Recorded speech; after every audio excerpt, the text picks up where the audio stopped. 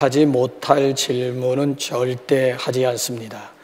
어떤 경우에는 질문 속에 대답이 들어있는 경우가 상당히 많이 있습니다. 자, 오늘이 무슨 주일일까요? 광고만 제대로 들었어도 아니면 주보 한 번만 여러분들이 검토하셨으면 오늘이 통일주일이로구나. 한국 교계, 그러니까 교파를 초월해서 한국 교계가 정한 통일주일이 되겠습니다. 왜냐하면 우리나라는 지금 지구상에서 유일한 분단 국가입니다. 얼마 전까지만 해도 동서독이 같이 우리 어깨를 나란히 했는데 이제 통일을 이루어서 대한민국만 지금 유일하게 분단 국가의 아픔을 안고 있습니다. 해서 한국교회가 특별히 6월 호국 보훈의 달을 맞이해서 나라와 민족을 위해서 마음을 같이 해서 기도하자 해서 통일주일로 지키기로 했습니다. 자, 통일주일을 맞이해서 이번 한 주간 동안 우리가 무슨 내용을 가지고 하나님 앞에 기도해야 할까요? 무조건 하나 되기 위해서? 무조건 통일을 위해서 기도해야 할까요?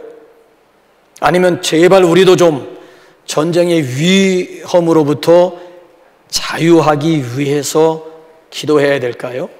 그렇다면 제가 다시 한번 질문 한번 던져볼까요? 남과 북이 통일되면 과연 전쟁의 위협으로부터 우리가 자유함을 얻을 수가 있는 것입니까? 저 위에 있는 러시아나 중국이나 아니면 밑에 있는 일본이나 옆에 있는 미국이 과연 우리를 그냥 그대로 내버려 둘까요? 과연 주변에 있는 여러 나라들이 남과 북이 통일되는 것을 지지하리라고 여러분 생각하십니까? 어림도 없는 얘기예요. 그래서 우리가 정말 나라와 민족을 위해서 기도할 때, 특별히 통일을 위해서 기도할 때에도 목적이 분명해야 된다라고 하는 얘기예요. 적어도 우리 그리스도인들 같으면은 통일 비전이 있어야 된다라고 하는 얘기예요. 자, 저 같은 경우에는 평상시 나라와 민족을 위해서 개인적으로 기도하고 특별히 통일을 위해서 기도하는 제목은 이렇습니다. 아시는 대로 지금 지구상에는 공식적인 나라가 한 250여 개국이 됩니다. 그 250개의 나라 가운데서 선교사를 가장 많이 파송하는 나라가 아직도 미국입니다. 그리고 250개 나라 중에서 두 번째로 선교사를 가장 많이 파송하는 나라가 놀랍게도 대한민국이에요. 다른 데서 여러분 1, 2, 3위를 찾을 것이 아니라 여러분 이 차원에서 대한민국은 정말 위대한 나라가 아닐 수가 없어요. 여기에 저의 거룩한 욕심이 있습니다. 기왕이면 예수님이 이제 재림을 앞에 놓고 우리 대한민국이 남과 북이 하나 되어가지고 마지막 선교 주자 국가로 쓰임받게 하옵소서라고 하는 것이 통일 저의 비전 기도가 되겠습니다. 아무래도 남한보단 북한에 복음이 먼저 들어왔잖아요. 복음의 원조와도 같았던 북과 남이 하나 될 수만 있다면 세계 선교의 힘을 받을 수 있지 않겠습니까? 그래서 우리 그리스도인들은 그냥 무조건 하나 되자가 아니에요. 전쟁의 위험으로부터 벗어나기 위한 그런 통일도 아니에요. 남과 북이 하나만 된다면은 현재 지금 선교 제2 국가에서 선교 제1 주자 국가로서 마지막 이 세계를 위해서 이 시대를 위해서 쓰임받는 대한민국이 되기 위해서 특별히 기도해 주시기 바랍니다. 자, 남과 북이 하나 되기 위해서는 우선 남한이 하나가 되어야 되겠지요.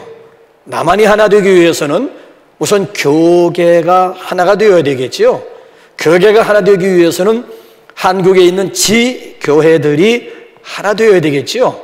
한국에 있는 지교회들이 하나 되기 위해서는 우리 교회가 또 내가 소속되어져 있는 공동체가 하나가 되어져야 되겠지요. 자, 내가 소속되어져 있는 공동체가 하나 되지 못하고 남과 북이 하나 되자. 립서비스예요. 희망사항일 뿐이에요. 그러니까 모든 통일의 시작이 어디에 있는가 하면 나에게서부터 출발하고 우리에게서부터 진정한 통일이 시작된다라고 하는 얘기죠. 자, 그래서 우리가 너무 광범위하게 우리 남과 북으로 가기 전에 우리가 소속되어져 있는 공동체 가운데서 어떻게 하나를 이룰 수가 있는 것인가를 우리 한번 말씀을 통해서 그 원리를 우리가 좀 깨닫는, 그 원리 가지고 우리가 확대시키면은 남과 북이 언젠가는 우리 하나님의 때에 대해서 하나 되어지리라고 믿습니다. 요즘 우리 사회에 가만히 보면은 미즘이라고 하는 말을 아주 자주 사용하더라고요. 얼마 전까지만 해도 에고이즘이라고 하는 말들을 종종 사용했는데 이젠 에고이즘이라고 하는 말보다는 오히려 미즘이라고 하는 말을 더 많이 쓰더라고요. 여러분, 미즘이라고 해서 들어보셨습니까? 굳이 뭐 직역을 한다면 나주의입니까? 아니면 자기중심주의? 아마 이건 극단적, 아마 이기주의, 에고이즘을 넘어 아마 미즘이라고 하는 그런 단어를 사용하는 것 같아요. 나밖에 모르는 거예요. 나의 유익만을 위하는 거예요. 천상천하 유아독존이라고 하는 말, 하늘과 땅에 유아독존, 나밖에 없다라고 하는 아주 지독한 이기주의를 일컫는 말이 아닌가 싶은 그런 생각이 들어요. 자, 일본뿐만이 아니고 이제는 우리나라에도요, 독신주의자들이 얼마나 많은지 몰라요. 설령 결혼을 했다 해도 자식을 낳지 않겠다는 불임 부부들이 얼마나 많은지 몰라요. 결혼하지 않겠다는 젊은이들도 과반수가 되고 그 과반수 가운데 결혼은 한다 치더라도 자식만은 낳지 않겠다라고 결심한 사람들이 굉장히 많아요. 왜 결혼을 했음에도 불구하고 일부러 자식을 낳지 않으려고 할까요? 그 자식이 내 인생 가운데 짐이 될 수도 있고 부담스럽다는 거야. 내 집 장만하기도 벅차고 자식들 교육 제대로 교육도 시키지 못할 바에야 그 자식을 낳아서 부모로서 책임도 다하지 못할 바에야 자식을 낳아서 뭘 하겠느냐 등등 여러 가지 생각으로 인해 가지고 독신주의자들도 많고 불임 부부가 점점 늘어나고 있는 그런 상황이에요. 그래서 2인 이하 가족들이 우리나라에서도 얼마나 많이 생기는지 몰라요. 앞으로 이 세대가 어느 방향으로 흘러갈지에 대해서는 아무도 예측할 수도 없다라고 하는 것 아니겠습니까? 자, 그런데 우리가 이걸 알아야 됩니다. 아무리 우리가 살아가는 지금 이 시대가 혼밥, 혼술, 혼행, 혼캠의 시대가 대세라고 하지만은 여러분, 절대 우리가 살아가는 세상은 결코 혼자서 살 수 있는 그런 세상은 아닙니다. 흔히 인간을 가리켜 사회적 동물이라고 하는 표현도 씁니다만은 날 때부터 혼자가 아니고 죽을 때도 혼자가 아니에요. 태어날 때도 어차피 남의 신세 지고 태어나는 것이고 죽어서도 남의 신세 지고 가는 것이 우리의 인생 아니겠어요? 그러니까 인생의 알파와 오메가, 시작과 끝이 남의 신세를 져야 하는 것이 우리의 운명이라고요. 천상천하 유아독존 말이 안 되는 거예요. 태어나면서부터 일생 동안 우리는 서로 주거니 받거니 하면서 살아가게 되어져 있는 거예요. 사람 인자를 가만히 보면 기가 막히잖아요. 이게 보세요. 사람 인자가 이게 서로 떠받쳐주고 있는 형상 아니에요? 아니면 서로 기대어 있는 그런 형상 아니에요? 어느 한쪽이 무너지게 되면 나머지도 무너지게 되어 있도록 하나님께서 우리를 그렇게 디자인하셨다라고 하는 것이지요. 그래서 중요한 것은 우리 그리스도인들은 자기 자신을 어떻게 생각해야 되는가 하면 그리스도인이란 어떤 사람을 두고 하는가 하면 하나님을 아버지로 그리고 이웃을 형제로 그리고 나 자신을 하나님의 사랑받는 자녀로 생각하는 사람들이 곧 그리스도인이라고 하는 거예요. 부득이 우리는 관계를 맺으면서 살 수밖에 없는 그런 운명 공동체라고 하는 얘기예요. 자, 문제는 어떻게 우리 안에, 그래서 어떻게 하면 이 우리라고 하는 그런 울타리 안에서 우리가 관계를 유지하며 살아갈 수가 있을까? 미즘이 아니고 미즘이 위이즘으로 나가는 길이 과연 어디에 있을까?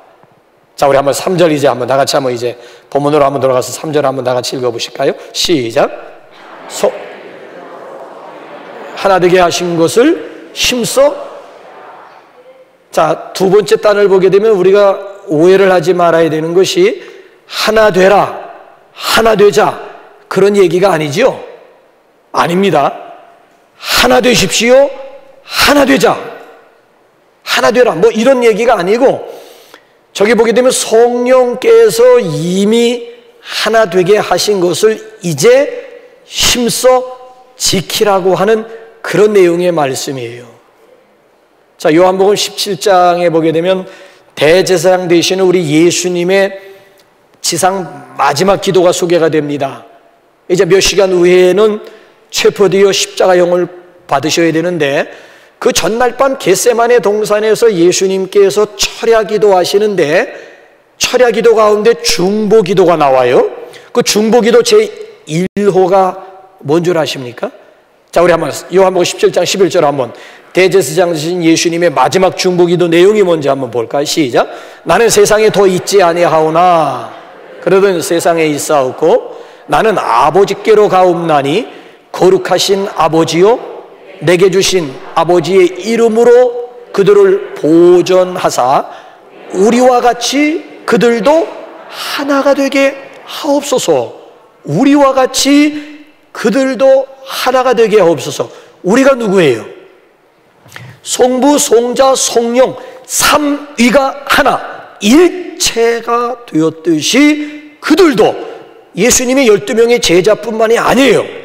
예수님을 믿고 따르는 그들도 우리처럼 우리와 같이 하나 되게 해달라고 하는 예수님의 마지막 지상 중보 기도예요.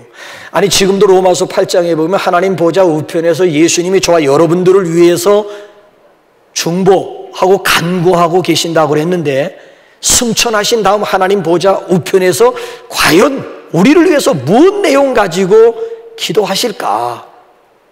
이 내용 가지고 제가 깊이 묵상해 보니까 요한복음 17장 대제사장 예수님의 기도가 지상에서뿐만 아니라 천상에서도 우리를 위해서 간구하시는 예수님의 동일한 기도의 제목일 것 같아요. 성부, 성자, 성령 우리가 하나이듯이 그들도, 나를 믿고 나를 따르는 그들도 하나가 되게 하옵소서.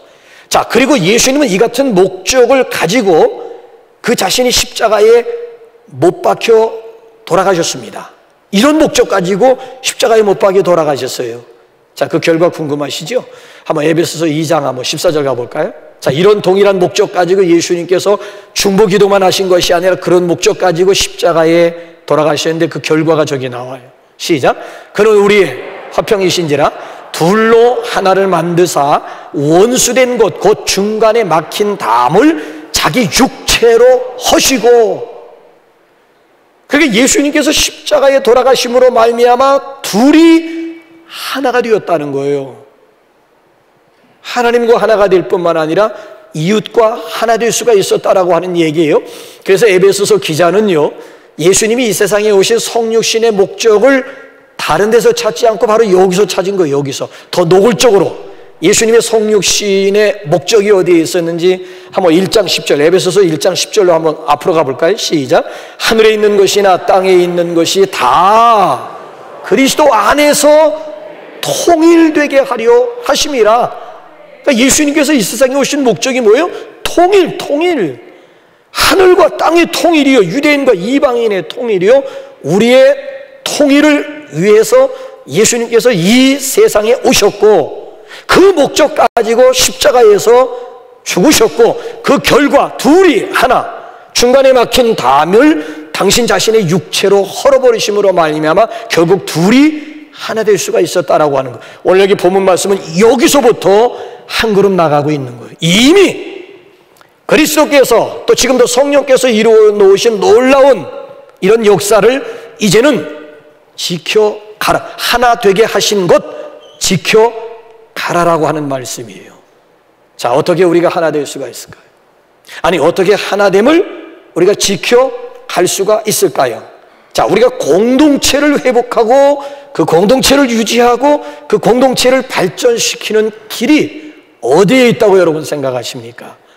여기다가 퀘스천 마크를 붙여보시면 오늘 본문 말씀이 우리에게 몇 가지 아주 명확한 해답을 제시하고 있죠. 그 첫째가 뭔가 하면은 피차 겸손과 온유함이라고 하는 거예요. 자, 겸손이라고 하는 말을 제가 굳이 여러분들에게 설명드릴 필요는 없을 것 같고요. 다만 이 온유라고 하는 말은 설명이 필요합니다. 여러분들은 온유를 무엇이라고 생각하십니까? 힘 없음이 온유일까요? 원래 이 온유라고 하는 말은 히브리어로는 아바나가 되지만은 신약 성경을 기록한 헬라어를 보게 되면 프라우스라고 하는 말인데, 이 프라우스의 말의 뜻은 굽힌다라고 하는 의미가 있어요. 겸손의 의미가 있지요. 어떻게 보게 되면 겸손의 쌍둥이 정도로 생각하시면 될 것 같아요. 근데 차이점이 어디에 있는가 하면은, 자, 강하면서도 스스로 약해지는 거예요. 높으면서도 스스로 낮아지는 거예요. 알고 있으면서도 스스로 모르는 거예요. 자, 능력이 있으면서도 허리를 굽히는 거예요.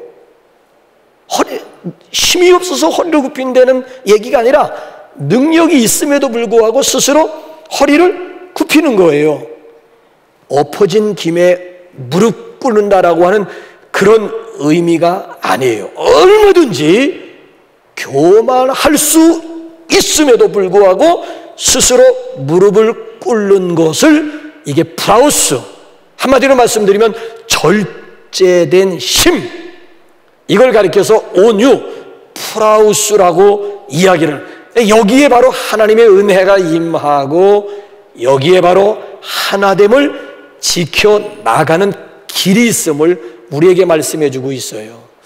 저는 이렇게 짤막하게 목회를 하면서 성도들의 관계나 성도들의 가정을 객관적으로 이렇게 지켜보면서 불행하다고 할까요? 그러니까 좀 보기에 좀 이렇게 불행한 관계와 행복한 관계가 그렇게 복잡한 건 아니더라고요. 그러니까 행복한 관계, 행복한 가정을 이렇게 보게 되면 쌍방간에 있어가지고 당신 없이는 못 삽니다, 아니면 당신 덕입니다, 이런 생각을 가지고 있는 관계일수록 건강하고 그런 가정일수록 행복하게 보여요.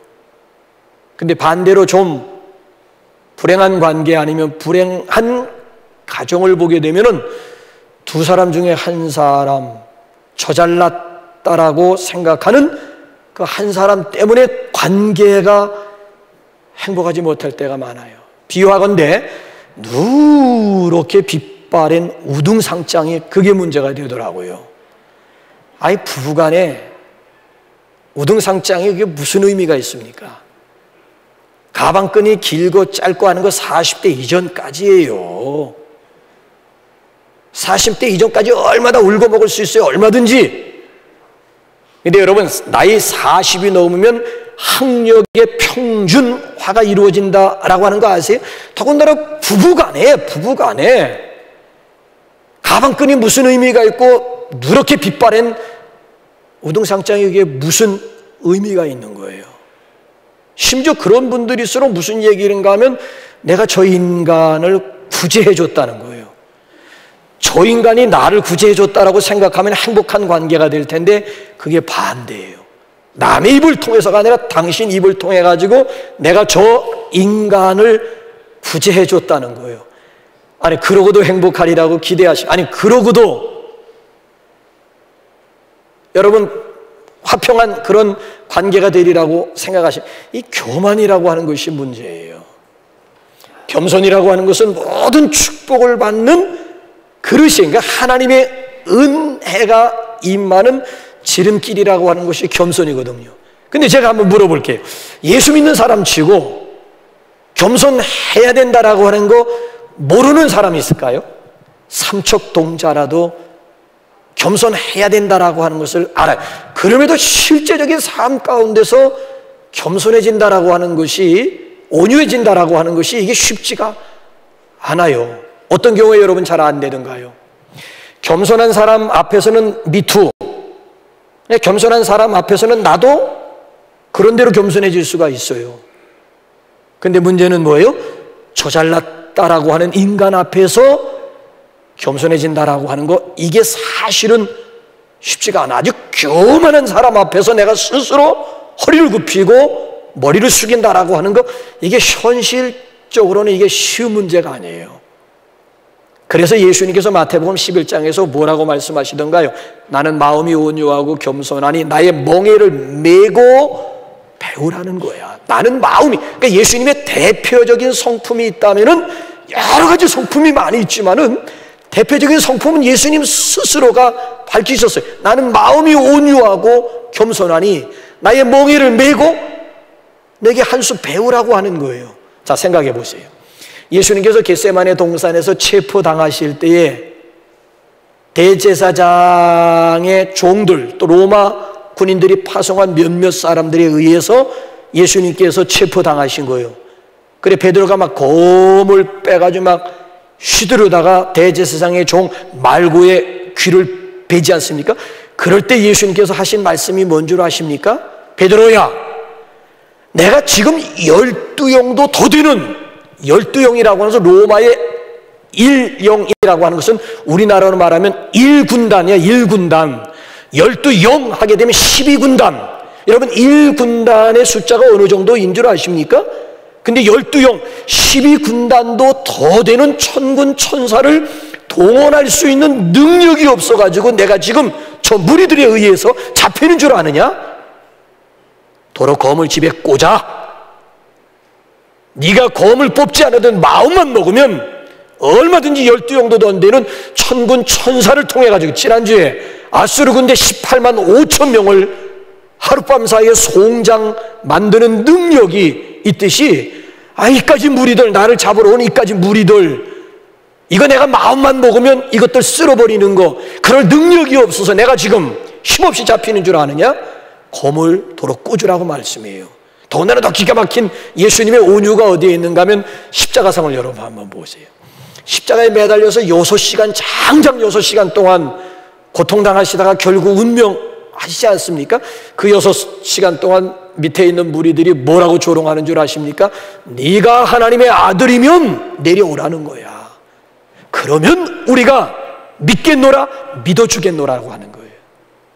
정말 내가 하나님의 아들이어든 보여달라는 거예요. 십자가에서 한번 내려와 보라고 하는 얘기예요. 아유, 저 같으면 아마 뚜껑이 열려가지고 그냥 당장 뛰어 내렸을 것 같아. 예수님께서 십자가상에서 저들 말대로 뛰어내릴 능력이 없어서, 그래서 결국 아주 처참하게 십자가에서 운명하신 겁니까? 아니에요. 얼마든지 예수님은 십자가에서 뛰어내릴 능력이 있음에도 그 능력을 쓰질 않으신 거야. 절제된 능력, 절제된 힘, 이게 바로 헬라어 프라우스, 온유라고 하는 말의 의미예요.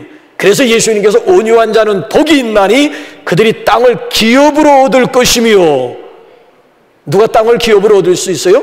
지금 땅 뺏기 싸움하고 있잖아요. 그 조그만 나라마저 그냥 집어먹겠다라고 하는 그 인간의 사악한 욕심으로 인해 가지고 지금 무고한 사람들이 지금 계속 지금 연일 떼죽음을 지금 당하고 있는 그런 상황 아니겠습니까? 승자야. 땅을 빼앗는 자는 결국 승자라고 하는 얘기더군요. 그러니까 우리가 생각할 때 온유한 자, 겸손한 자가 당연히 아니에요. 결과적으로 보게 되면 온유한 자가 결국 땅을 차지하게 되고 승자가 된다라고 하는 거예요. 그래서 우리가 관계 속에서도 예수님의 대표적인 성품인 겸손과 온유, 피차 우리가 온유와 겸손의 자세, 그런 마음만 가지면 얼마든지 하나 될 수도 있고요, 그 하나됨이 더 성숙한 관계로 발전할 수가 있다라고 하는 거예요. 자, 두 번째로는 이번에 우리 한번 2절 한번 볼까요? 자, 2절 우리 한번 다 같이 한번 읽어보실까요? 시작. 모든 겸손과 온유로 하고 오래 참음으로. 그 다음에 두 번째로 강조되는 것이 피차 오래 참음, 인내를 강조하고 있어요. 디모데 전후서는 사도 바울의 유언 서신입니다. 사도 바울이 21개의 서신을 쓸 때 제일 마지막, 그러니까 순교를 앞에 놓고 마지막으로 기록한 서신이 디모데 전후서, 전서보다도 그 다음 후편으로 보낸 디모데 후서가 되겠죠. 자, 유언 서신을 보게 되면은, 디모데후서 3장을 보게 되면은 말세, 그러니까 종말에 대한 징조를 19가지로 지적을 하고 있습니다. 그러니까 마지막 때가 되면, 지구 종말이 가까우게 되면 이러한 현상들이 나타나게 될 것이다 라면서 쭉 예언을 하시는 가운데 센터에 뭐가 나온가 하면 말세에는 조급하며 그랬어요. 사람들의 마음이, 마지막 때가 되면 사람들의 마음이 조급해진다는 거예요. 아니, 제가 제 자신을 봐도 종말이 온 것 같아요. 유능기가 유능기를 바라봐도, 아니, 나이가 들면 점점 느긋해져야 되는데 이 어찌 된 일인지, 지가 무슨 20대나 된다고 마음이 느긋해지는 게 아니라 더 급해. 성격이 더 누그러지는 것이 아니고 오히려 급해지고 있는 내 자신을 보면서, 와, 종말은 종말인가 보다, 말세는 말세인가 보다, 남 돌아볼 것도 없이 내가 내 자신을 봐도 그렇다니까요. 지난번에 보니까 무작위로 애을은 할 것도 없이 설문조사를 했는데, 그 설문조사의 내용이 뭔가 하면은, 세상을 살면서 어려운 일은 무엇입니까? 정말 어렵다고 생각되는 것이 무엇입니까? 라고 하는 질문을 던졌는데, 5위가 뭔 줄 아세요? 세상을 살면서 어렵다고, 힘들다고 생각되는 것이 뭐냐? 5위가 엄마 설득하기가 어렵다라고 하는 얘기고요. 4위가 퇴직한 남편 존경하기가 어렵다는 거야. 현직에 있을 땐 큰 대로 막 그냥 왕처럼 막, 근데 이거 뭐 퇴직한 남편 이거 존경한다? 이거 참 힘들어. 현실적으로 이게 참 힘들다라고 하는 얘기고, 그 다음 3위가 뭔가 하면은 남의 돈 내 주머니에 넣기입니다. 남의 돈 먹기가 이게 쉽지가, 이 생각처럼 남의 돈 먹는다라고 하는 것이 이게 참 힘들더라고 하는 얘기가 되고요. 2위가 뭔가 하면 내 생각 남의 머리에 집어넣기. 이것도 내 생각을 상대방 머리에 집어넣는다라고 하는 것도 이게 사실은 참 힘들다라고 하는 얘기. 그런데 1위가 뭔 줄 아세요? 뜻밖이에요. 1위가 뭐 공통적으로 1위가 뭔가 하면은 기다리고 참아주는 게 이게 어렵다는 거예요. 저희 집사람 제가 결혼한 것은 그 마음씨가 굉장히 아주 거기에 혹한 거거든요. 지금은 어떻게 된 건지, 옛날엔 그냥 뭐라고 해도 그냥 다 참는데 이제는 내가 한마디 하면 두 마디예요. 무서워요. 정말, 이 여자 옛날에 안 그랬는데 왜 이렇게 변질됐나? 종말이라거나, 참아주지. 옛날엔 많이 참아주더니만 이제는 절대 막 거기서 막 말이 떨어지게 무섭게 막 즉각적으로 반응이 오지. 한꺼번에 뭐 옛날에 한꺼번에 왔다, 여보 이리 와봐. 여보 이리 와봐 하면 그게 사실 남자들은 굉장히 두려워. 여보 이제 이리 와봐. 아주 정색을 하고 이리 와 앉아봐 하면 이제 정말 무섭거든요. 옛날엔 그래도 한꺼번에 모아가지고 여보 이리 와 앉아봐 이렇게 해가지고 이제 히스토리컬한 그런 이제 현상들이 많이 이제 나타나긴 했는데, 이제는 뭐 즉각적으로 막. 그래서 그 칼 융이라고 하는 정신심리학자가 무슨 얘기를 하는가 하면은, 조급함이 마귀에게서 나오는 것이 아니라 조급함 자체가 마귀다라고 하는 말을 해요. 그러니까 이 말세가 되면은, 그렇잖아요? 조급하며 사람들의 마음이 점점, 마귀가 예수님을 찾아와서 제일 먼저 유혹한 것이 뭡니까? 배고픔을 참지 말라는 거 아니겠어요? 40일 동안 금식해서 지금 배고픈데 왜 참느냐는 거야. 흔해 빠진 게 돌덩이인데 당신의 능력으로 오면 한마디만 명령하기만 하면 그 돌덩이가 떡덩이로 변할 텐데, 뭐 때문에 참고 있네. 뭐 때문에 그 쌀을 찢고 뭐 읽고 뭐 빵을 굽고 뭐 하면서 이런 불필요한 그런 과정을 거칠 기다릴 필요도 없고 참을 필요 없다는 거야. 온 천하의 영광을 한순간에 예수님 앞에 보여주면서 이 모든 영광은 나에게 준 것인데 네가 이 시간 나에게 경배, 절만하기만 하면 내가 한순간에 너에게 이 모든 것 넘겨주겠노라고 하는 달콤한 유혹 아닙니까? 자, 예루살렘 성전 꼭대기로 예수님을 모시고 가가지고 유혹하는 내용이 뭐예요? 시편 91편 말씀 인용합니다. 분명히 네가 뛰어내리기만 하면 천사들이 나타나서 네 발이 돌에 부딪히지 않도록 보호해 줄 것이라고 시편 91편에 이미 구약에 예언하지 않았냐는 거야. 뭘 그걸 나사형 모양 삥삥삥삥 돌아가지고 성전 꼭대기까지 그런 과정이 뭘 필요하며 무슨 그런 수고를 거치느냐는 거야. 한순간에 짠 하고 뛰어내리기만 하면 거기 지금 예배하러 모였던 모든 사람들로부터 박수강채 받으면서 인기 짱을 누릴 수 있는 절호의 기회인데 기다릴 필요도 없고 참을 필요도 없다는 얘기야.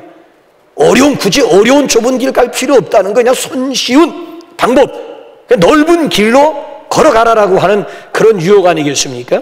그러니까 이 마귀의 조급함이라고 하는 이 바이러스가 현대인들에게는 아주 무섭게 지금 번져가고 있다라고 하는 것 아니겠습니까?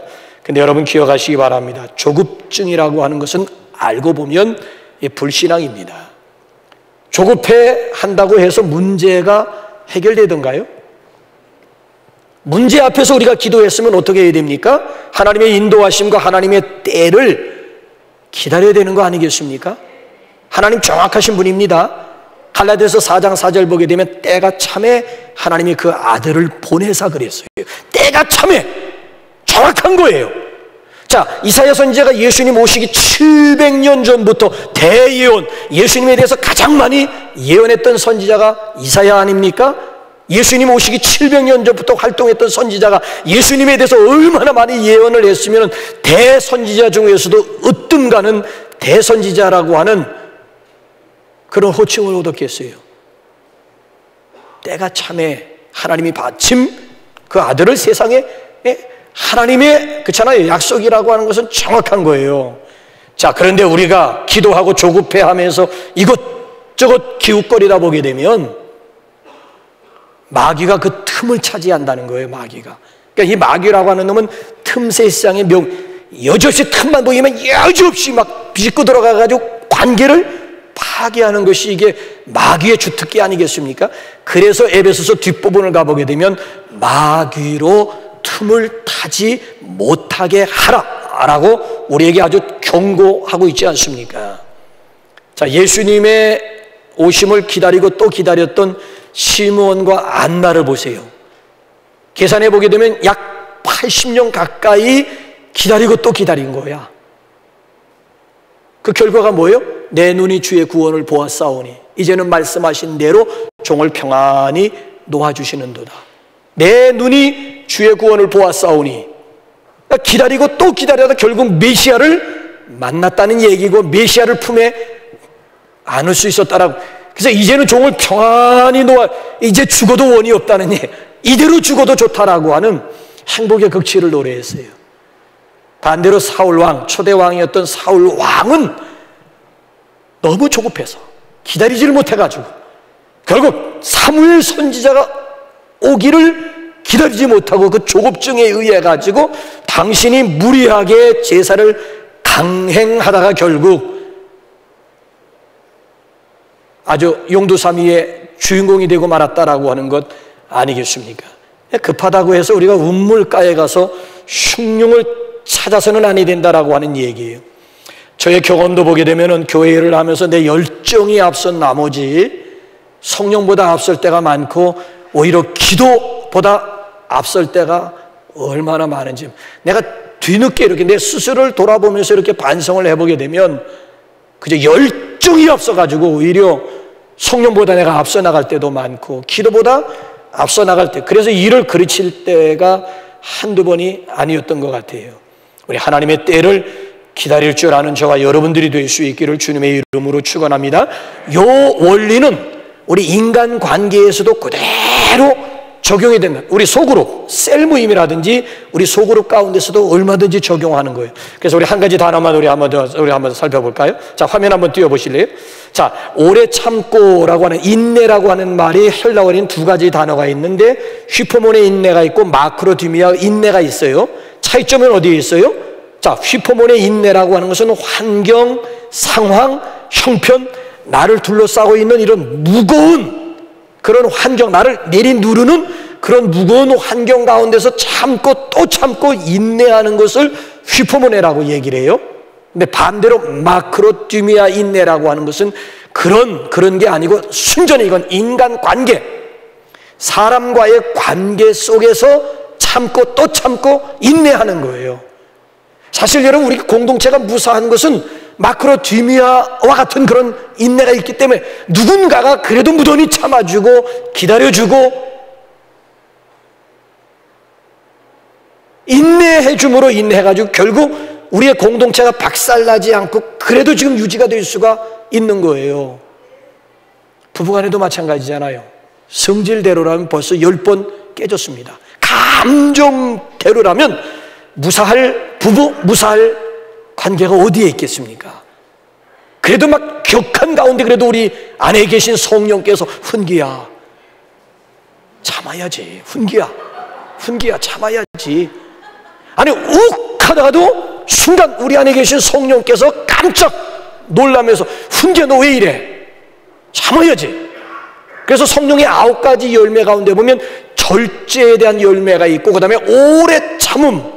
오래 참음이라고 하는 그런 열매가 우리 가운데 있기 때문에 그래서 우리가 또 한순간 참고 인내하고 기다리는 가운데 은혼식을 맞이하고 금혼식을 맞이하고 금혼식이 지나서는 오히려 상대방이 고맙고 왜? 참아준 것에 대해서 기다려준 것에 대해서 생각하면 생각할수록 그래서 미운정 고운정이라고 하는 것이 바로 이런 상황 가운데 지나놓고 보니까 감사한 거야. 와, 그때 그 참 살얼음, 아니 그때 참 큰 위기가 있었는데 어떻게 그 위기를 어떻게 하긴 우리 안에 계신 그래도 성령께서 그 순간에 작동을 하시고 역사를 해주셨기 때문에 가능한 것 아니겠습니까?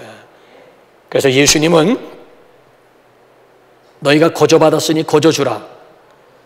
또 결정적인 보게 되면 여기 오늘 본문 말씀도 보게 되면은 그리스도께서 우리를 받아 하나님께 영광을 돌리신 것 같이 너희도 서로 받으라. 이게 참 얼마나 참 아주 귀한 그런 말씀인지 몰라요. 그래서 오늘 여기 본문 말씀에 우리 나와 있는 대로 우리 한번 로마서 15장 한번 7절 한번 볼까요? 자, 우리 로마서 15장 시작. 그러므로 그리스도께서 우리를 받아 하나님께 영광을 돌리신 것 같이 너희도 서로 받으라. 그 서로 받으라고 하는 것이 여기 2절 말씀을 보게 되면은 여기 지금 뭐로 나와 있습니다. 여기 2절 보게 되면 뭐로 나와 있어요? 사랑 가운데서 서로 용납하고, 본문 말씀에서 서로 관계 속에서 서로 용납하고라고 하는 것은 서로 받으라고 하는 말씀이에요. 그러니까 우리가 관계 속에서 서로 용납할 수만 있으면은 얼마든지 하나됨을 이룰 수도 있고 그 하나됨을 지켜나갈 수가 있다라고 하는 거예요. 근데 우리가 살다 보면 내가 저 인간 도저히 용서할 수도 없고 용납할 수도 없다라고 하는 그런 경우가 있잖아요. 그럴 땐 아마 로마서 15장 7절 아니면은 오늘 여기 본문 말씀 한번 2절 말씀을 한번 다시 한번 생각해 보세요. 그리스도께서 우리를 받으심과 같이 너희도 서로 받으라.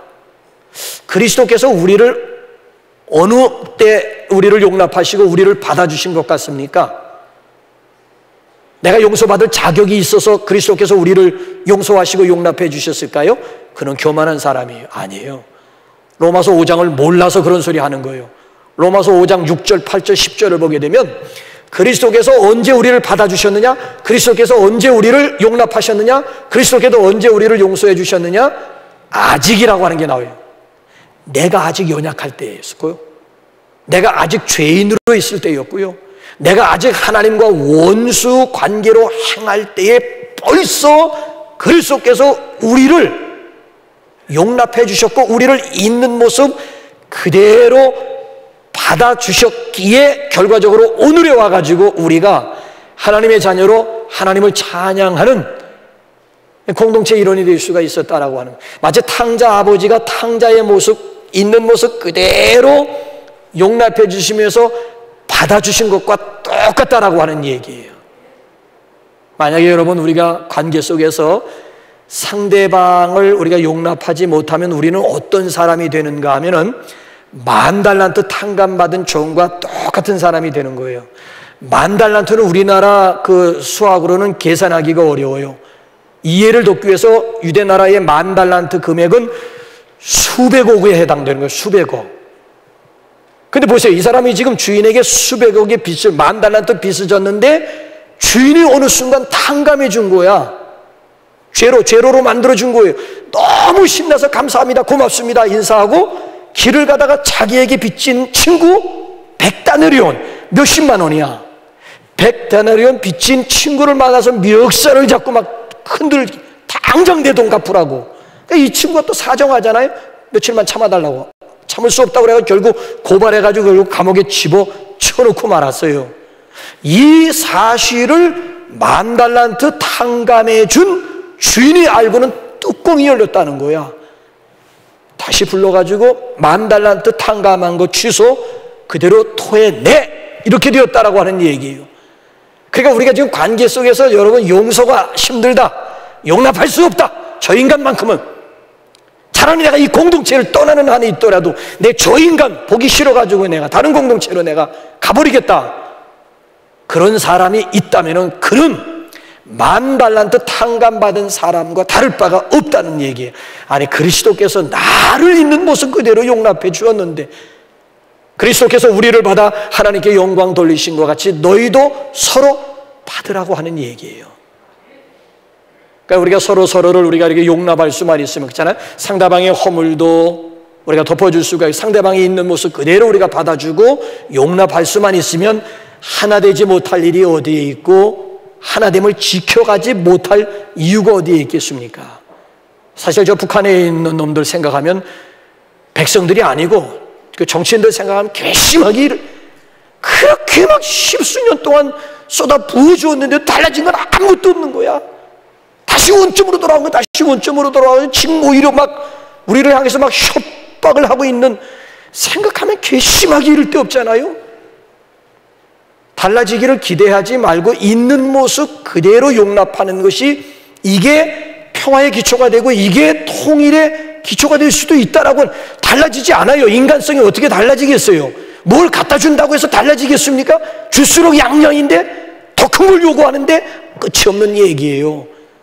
인간성, 본성의 타락이라고 하는 것은 절대 제도로도 아니면 물질로도 아니면 정치력 가지고도 절대 바꿀 수, 이건 근본적으로 복음으로만 하나님이 역사하셔야 가능한 얘기지, 새로운 피조물이 된다라고 하는 것이 인간의 노력, 정치가들의 그 정치력 가지고 될 수 있는 문제예요? 아니에요. 그 때문에 우리가 상대방과 우리가 하나 된다, 또 하나됨을 유지해서 발전시킨다라고 하는 것은 서로 피차 용납하는, 용서하고 용납하는 것이 있을 때 가능하다라고 하는 얘기고요. 자, 끝으로 우리 본래성과 본질성을 여기 회복하는데 4절부터 6절까지 읽고 우리 찬양하실까요? 4절부터 6절까지 한번 읽으면서 계속 강조되는 게 뭔지 한번 여러분 찾아보세요. 시작. 몸이 하나요 성령도 한 분이시니 이와 같이 너희가 부르심의 한 소망 안에서 부르심을 받았느니라. 주도 한 분이시요 믿음도 하나요 세례도 하나요 하나님도 한 분이시니 곧 만유의 아버지시라. 만유 위에 계시고 만유를 통일하시고 만유 가운데 계시도다. 계속 모두 하나요 모두 하나요 모두 하나요 모두 하나요 모두 하나요, 계속 하나됨을 강조하고 있는 거예요. 그 하나됨의 내용이라고 하는 게 뭐예요? 하나님도 한 분, 주님도 한 분, 성령님도 한 분, 부르심도 하나, 몸도 하나, 세례도 하나, 소망도 하나, 믿음도 결국 하나. 이게 뭔가 하면 이게 본질이라고 하는, 우리 신앙의 본질이야, 본질. 그러니까 우리가 본질을 생각하고 본래성으로 우리가 돌아가기만 하면, 본질을 회복하고 본래성만 회복하면 얼마든지 하나 될 수도 있고, 그 하나됨을 유지하면서 지켜갈 수가 있는 것은 우리 인간의 본래성, 본질을 생각하라고 하는 얘기예요. 자, 그래서 욥이라고 하는 사람이 뭐라고 우리에게 노골적으로 도전하는지 한번 욥기서 1장 21절 한번 읽어볼까요? 시작. 모태에서 알몸으로 나와 싸운즉 또한 알몸으로 그리로 돌아가올지라. 주신 이도 여호와시요 거두신 이도 여호와시오니 여호와의 이름이 내가 모태에서 적신으로 나왔고 또 돌아갈 때 적신으로 돌아간다는 얘기예요. 적신이 뭐냐? 알몸이 알몸, 실오라게 하나 걸친 것 없이, 손에 움켜쥔 것 없이 알몸으로 왔고, 결국 돌아갈 때 수위에 주머니가 없듯이 결국 알몸으로, 이게 인간의 본래성이라고 하는 거야. 이게 본질이라고 하는 거야. 근데 잠깐 이 세상 살면서 조금 차이가 있다고 해가지고 인간들이 못되게 군다는 얘기지요. 본래성으로 돌아가고 본래성만 회복할 수만 있으면 얼마든지 하나 되지 못할 일이 없다는 얘기예요. 부르심의 한 소망을 강조하잖아요. 부르심 받기 전에 우리 다 같은 죄인이었어요. 예수 그리스도의 보혈로 우리가 구원받았다라고 하는 것도 세계 공통, 그 무엇으로도 예수 그리스도의 보혈로만 우리가 구원의 자녀가 된다라고 하는 것도 똑같고, 그 다음에 우리가 죽게 되면 하늘나라에서 영원히 함께 산다. 운명 공동체예요.